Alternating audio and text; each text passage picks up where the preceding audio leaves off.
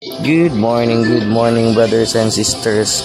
So share lang na ako no nag late upload ko kay kaninga post adto kaning miaging semana.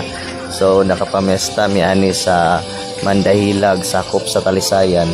So kini siya nga lakaw among giunag tan-aw ani pag-abot na mo is ang Miss Mandahilag yun kay nakaabot mi ani is gabi na. So among gikan namo sa ilahang balay sa among pares.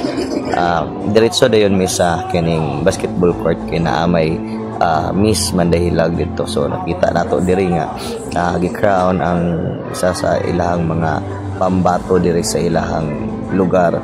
So mga gwapa biagyapon. So makita gid nimo bisan mga probinsyana na sila ang ilahang mga beauty pang Miss Universe na gihapon. So saludo kayo ani nga mga participante and of course sa mga nag-prepare ani sa mga organizers. So bongga gyapon kayo after ani sa ilahang Miss napoday na hitabo nga bibo nga ayo nga disco. So kani nga time wala namin ani nakaapil og disco kay kining napamay preparation para sa ikay pagkaugma. So pagkaugma ani nag-lechon po dayon mi isa ko sa nagtabang pagtuyok sa lechon. Kita nimo diri ang among palibot sa among gilechonan is luag kayo. Daghan po kayo ng lechon diri. Dapren nas baybay so bibo kayo diri.